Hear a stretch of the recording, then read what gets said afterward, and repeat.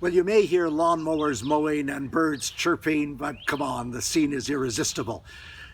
You may also know that over the next several days in New York at the United Nations, there will be a high-level meeting on HIV/AIDS. Many ministers of health from around the world will converge on New York to sign a political declaration. Don't get me started on political declarations. But in advance of the meeting, as is regularly the case, UNAIDS published what was called a Global AIDS Update, and it has, as always, some fascinating nuggets of information. To begin with, they were necessarily exuberant about the numbers of people in treatment, which reached 17 million in 2015. That was higher than they anticipated. I must admit, higher than I anticipated. But there is a caveat. And the caveat is that there are still 20 million people who require treatment, which means we're not even halfway there. Another exuberant affirmation was the reduction in the number of deaths. Since 2010, the number of deaths has declined by 43%. But again, a pretty brutal caveat. Over 1 million people died of AIDS last year, so we still have a very long way to go. And when you get past those positive notes, there are some very sobering ingredients in the document. The one that really took me aback, and again, I sometimes feel naivete in these areas, are the numbers of new infections. In 2010, there were 2,200,000 new infections. In 2015, there were 2,100,000 new infections. That's a decrease of less than 1% a year. What is going on? And when you parse those infections carefully, you realize that the minuscule reduction was amongst children, which is very good, but that nearly 2 million adults became infected every single year since 2010 without any reduction whatsoever. What has happened to prevention?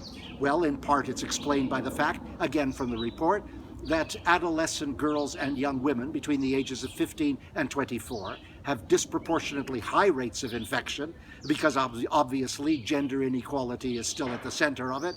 And we've been talking about gender inequality around HIV for 20 years and making no progress whatsoever. And then finally, of course, there are what are called the key populations. Sex workers, gay men and other men who have sex with men, injecting drug users, prison populations, transgender. They all have soaring rates. In some parts of the world, like Russia and Eastern Europe, astronomical increase in rates because of the criminalization of these groups, because of the savage oppression to which they are subject by governments who care not a whit for human rights. And here's an absolutely distressing side note. A number of NGOs who represent these key populations have been banned from attendance at the high-level meeting by a number of countries who will not grant them accreditation. And so the voices of the key populations will be somewhat muted, and that's outrageous. So I have a suggestion. Ban Ki-moon will undoubtedly open the meeting.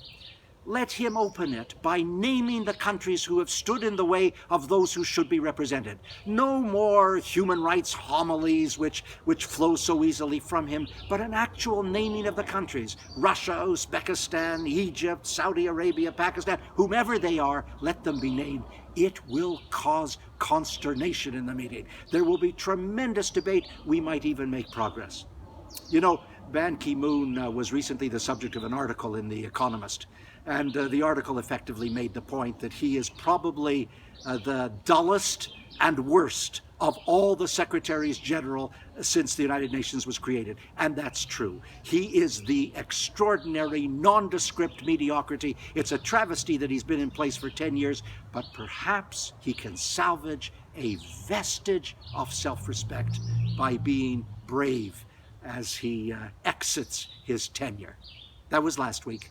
I'm Stephen Lewis.